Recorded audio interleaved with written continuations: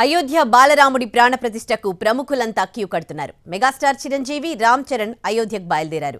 Begumpet airport నుంచి విమానంలో అయోధ్యకు పయనమయ్యారు. 500 ఏళ్ల నాటి కల నేడు నెరవేరుతోందన్నారు. అయోధ్యకు ఆహ్వానం రావడం తన అదృష్టంగా భావిస్తున్నామన్నారు Chiranjeevi. It is a historical event.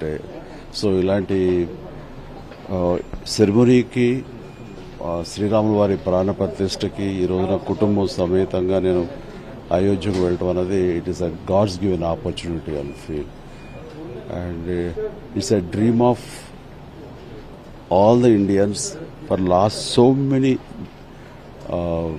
decades. I mean to say more than 500 years their wishes going to come true.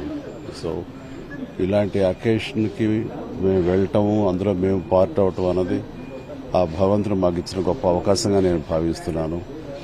And ఇది ఇన్ని శతాబ్దాల కళ, భారతీయుల కళ నెరవేరే రోజు ఈ రోజు. ఆ రాముల వారి ప్రాణ ప్రతిష్ఠ జరుగుతున్నటువంటి ఈ ఈవెంట్లో మేము విట్నెస్ చేయడం, అవకాశం కల్పించినటువంటి, దానికోసం ప్రయత్నించినటువంటి ప్రతి ఒక్కరూ కూడా అభినందనీయులే. వారందరికీ నా ప్రణామాలు తెలియజేస్తూ, మరీ ముఖ్యంగా ఈ ఈవెంట్కి ప్రాణప్రతిష్ఠ తన చేతుల మీద చేస్తున్న నరేంద్ర మోడీ గారిని మనస్ఫూర్తిగా అభినందిస్తాను. ఇది ఇలా జరగటానికి, భారతీయుల కళ నెరవేరడానికి కారణభూతమైనటువంటి నరేంద్ర మోడీ గారికి, వారి 50 మందికి వెనుకున్నటువంటి ప్రతి ఒక్కరికి నా అభినందనలు. అండ్ మాకు ఇచ్చిన ఆపర్చునిటీకి ధన్యవాదాలు.